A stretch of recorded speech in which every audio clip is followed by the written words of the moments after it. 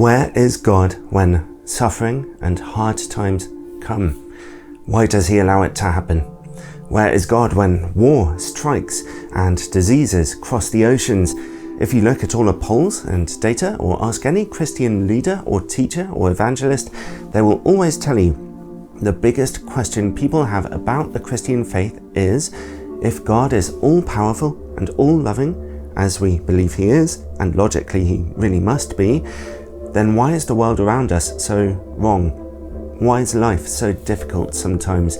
Something I can absolutely guarantee you, if you haven't realized this already, is that if you haven't suffered in the past, or you're not suffering right now, then suffering will certainly come into your life sooner or later. It is absolutely inevitable, and we avoid thinking about or anticipating it at our peril. If we teach our children that the experience of their future life is just going to be like a stroll through happy land with gumdrop houses on lollipop lanes, where everyone they ever meet will be pure-hearted angels from heaven, then we'd be guilty of the worst kind of disastrous parenting imaginable, and that child will probably need to book in at least 5 days a week with a psychiatrist in their future. Likewise, Christians who aren't very engaged with their faith and don't often think about big questions like these can get really caught off guard when hard times actually come, and even worse, sometimes go through a crisis of faith without talking to their pastor or priest or friends or anyone else who they trust about their problems, about their questions. But when we go through difficult experiences, it is completely alright to ask why. One thing that God never promises to us in the Bible is a life that's free of suffering or hardship.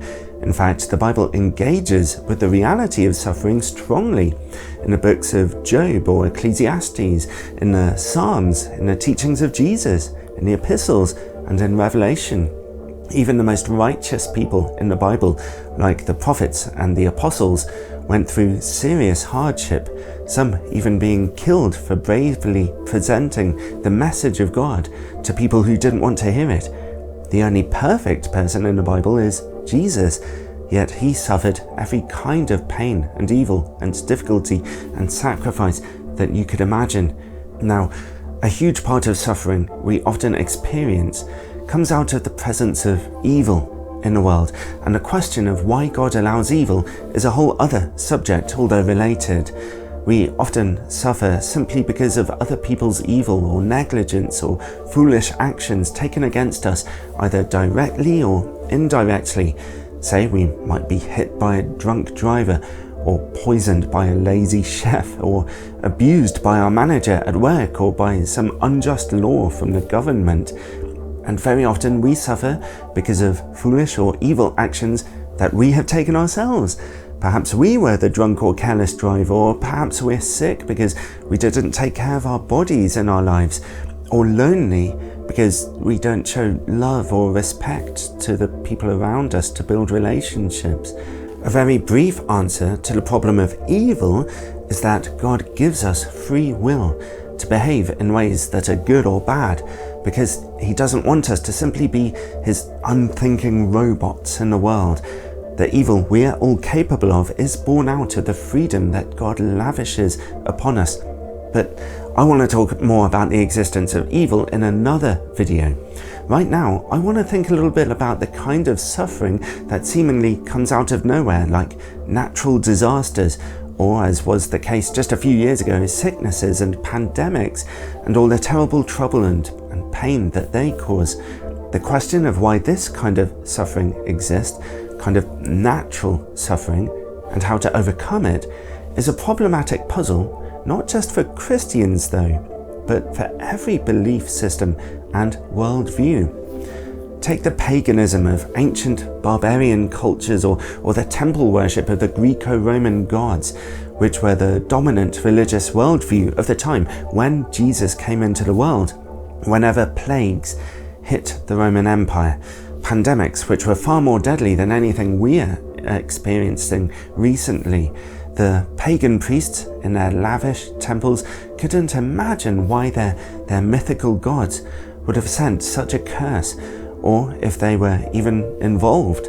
Philosophers had no answers that could offer any kind of hope or meaning to the chaos that was happening around them, and the pagan population had no hope for what would happen to their souls if they died, because Greco-Roman beliefs said precious little about the afterlife, except that it was probably just about as bad as this one. Many people today are interested in Eastern religions, fascinated by Eastern cultures and their mystical spirituality.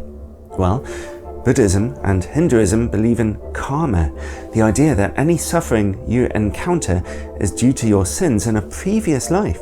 This can potentially lead to cycles of victim blaming and low self-esteem among people going through hard times, as they are mystified about what their past selves might have done wrong, and also it leaves big questions about whether we truly have free will. We see in the book of Job and in the Gospel of John chapter 9 and Luke chapter 13 that God totally repudiates the idea that suffering must always be a form of punishment for our past sins. Although sometimes it can be the case, God can and does occasionally punish for sins in this life, but none of us have the authority to make the judgment call on whether or not that is the case. That was the mistake Job's friends made. They just assumed he must have done something wrong to deserve his suffering, when actually it came from all kinds of different places. What about atheism? Can we just reject the idea of God altogether when we experience suffering, turn away from him, and find answers without him? Well, not really. In fact, it just gets worse in atheism. A huge problem for atheists is that, without God, we are ultimately left pretty empty and bereft of the deeper meaning that we all need in order to get through difficult times when suffering comes. Without God, we're ultimately left with a whole load of empty, existential nihilism, where people trip over themselves to try and find ultimate meaning in worldly ideas and philosophies which simply never satisfy.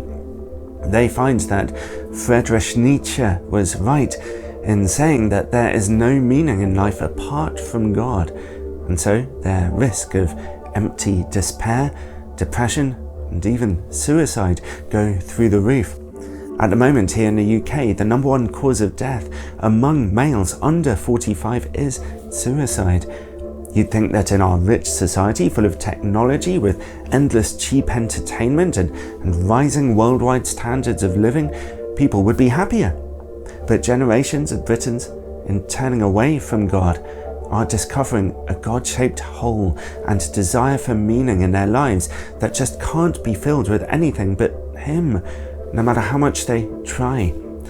Then, when tragedy or disaster hits them, there's no greater meaning present in their life to carry them through the darkness, leaving them in anger or despair. For if life is ultimately just meaningless suffering, why bother living? Interestingly, it's in much poorer African countries where many people are Christians, or at least hold to some kind of belief in God, that suicide rates are way down and people seem to be far happier. Ask missionaries who have worked in Africa and they will likely bear witness to the joy of the people there who, compared to us, materially have almost nothing, but spiritually seem to have so much more. How do Christians understand it though? Well, one way is to remember that there's often more going on under the surface of disasters that we don't understand. Sometimes a system in life exists which is ultimately good and needed for us to thrive, but can cause collateral damage along the way. For example, deadly earthquakes and tsunamis are caused by shifting plate tectonics in the Earth's crust. But geologists argue that, without those shifting plate tectonics, mass extinction of life on Earth would ensue. We would never have seen continents being created or a good balance between land and sea being maintained. Moving plate tectonics have helped to balance carbon dioxide levels in the atmosphere and have helped to maintain Earth's magnetic field, which deflects solar winds that would otherwise have stripped away our own ozone layer. The water we need to drink to sustain our lives can also drown us. The fire which warms our homes and the electricity that powers our lives can also burn and even kill us. When it comes to viruses and bacteria, well, it turns out we actually need them. 99% of viruses and bacteria are actually beneficial to our bodies and very important for our digestion and important to our entire world's ecosystem. It's simply a natural consequence that pathogenic viruses can then mutate and spring up within that very necessary biological system in our world. The good things in the world that we need in order to simply exist can necessarily simultaneously be the cause of suffering. Another thing to bear in mind is that sometimes God allows us to go through a time of suffering for the greater good of our lives, and it's only in hindsight that we realize what was going on at the time. If you came across a fox in the woods that had its leg caught in a trap and you wanted to set it free, then you might have to grab hold of the fox's injured leg and perhaps even push it further into the trap in order to release it, causing it increased pain and confusion for a time before it could obtain its freedom and start to get better. Similarly, how many of you have had to take your 3-month-old baby to the doctor to be immunized against all kinds of deadly diseases, only for them to cry for the next 3 days and give you dirty looks about it because they didn't understand the greater good of what you were doing? Sometimes, in His graciousness, God opens up a wound in our life that we never even knew existed, not because He wants to cause us pain, but because He wants us to draw our attention to it and to see it healed in order for us to grow and to become better people. Sometimes God might allow someone to die at a very young age, which is an undeniable tragedy, not to mention hard for the people left behind. It's something my wife and I know a little of the pain of ourselves. Obviously, we don't know why that happens always, but a very real possibility is that God, in His wisdom and knowledge of the future, is potentially allowing it in order to save that child from some kind of further suffering in the future, which only He knows about, which would have been even worse. No matter how hard it is for those left behind, and it certainly is, well, if God exists, then that child is in a far, far better place than we could possibly imagine, where the temporary pain of this world is like a mere drop of water in the ocean of eternity. Suffering can also make us stronger sometimes, which is another reason God sometimes allows it to happen to us. How many of you, when you've reflected on it in the past, went through a time of suffering or hardship in your life and yet became stronger as a result, or had an unexpected opportunity as a result to serve other people, perhaps in a similar position? Historically, it turns out that civilization itself needed suffering and hardship in order to flourish. In the most ancient times, human beings across the world existed wherever they were as nomadic hunter-gatherers with little impetus to form any kind of social organization, working and living alone or in tiny groups. But it was in the hostile region of Mesopotamia, or modern-day Iraq, that the first civilization was born. The land between the Euphrates and Tigris rivers was dry and difficult to cultivate, but people soon learned that they could work together to irrigate and dig channels and canals, to water and farm the land and live together. And so the first ancient civilization, the Sumerians, was born out of hardship. And out of them, the human race first began to learn about writing, time, government, lawmaking, and mathematics. In fact, each of us uses Sumerian mathematics every day whenever we tell the time. It was they who invented minutes and seconds and divided them into 60s. Children who are spoiled by their parents and who never have to learn the hardship of work and of doing things on their own certainly have a nice easy childhood, at the time nice and relaxing, suffering free, but it's rare for them to become well-balanced, healthy adults. There are great numbers of people who are born into difficult situations or with serious disabilities from the outset who managed to grow through that hardship and into living very successful and satisfying lives. One of endless great examples would be the motivational speaker Nick Vujicic, who found purpose and hope in his faith after struggling with despair and questioning why he was born without limbs, realizing God had a greater plan for him and that his spirit was greater than his setbacks. Another thing to remember is that often suffering can be turned on its head for the better.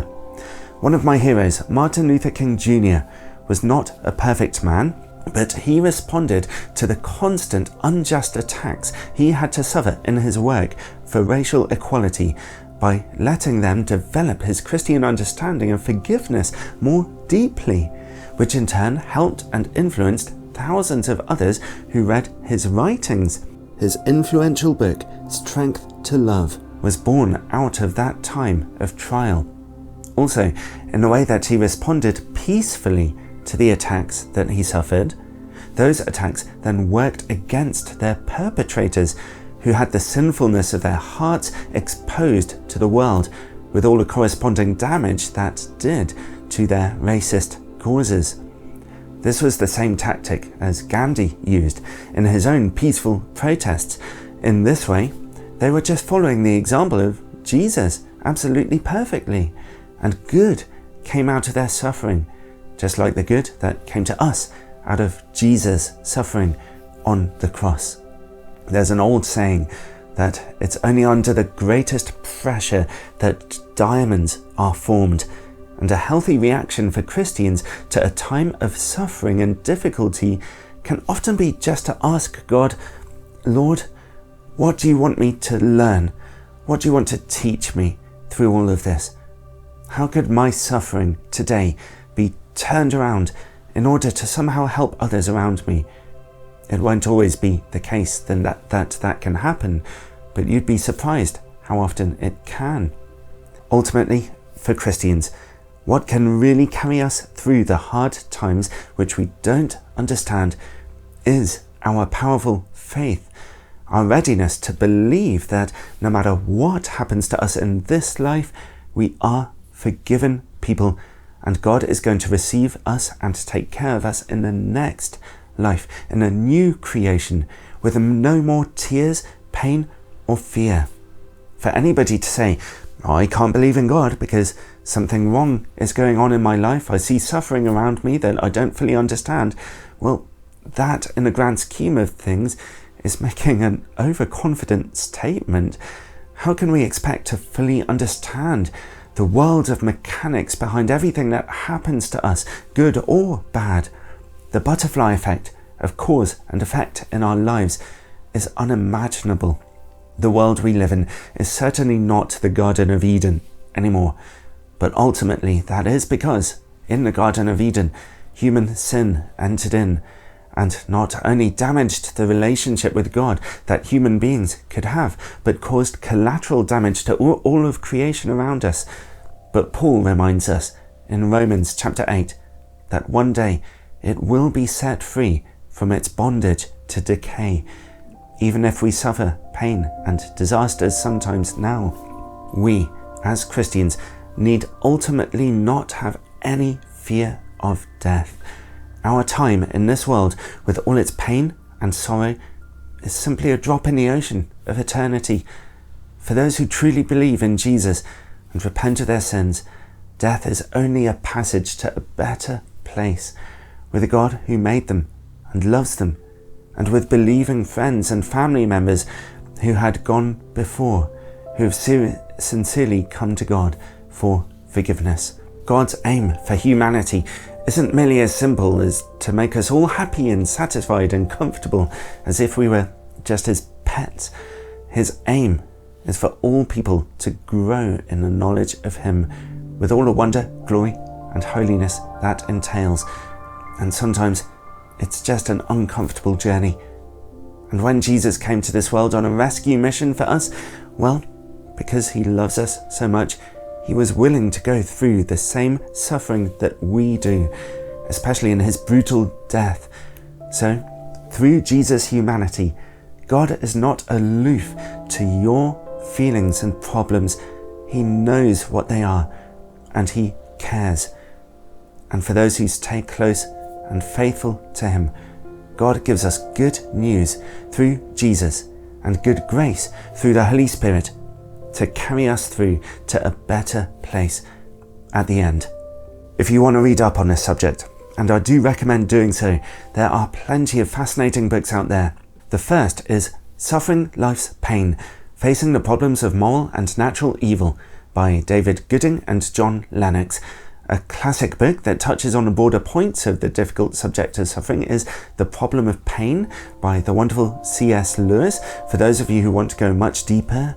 And another great book that's recently come out is Broken Planet by Sharon Dirks. Read on. God bless.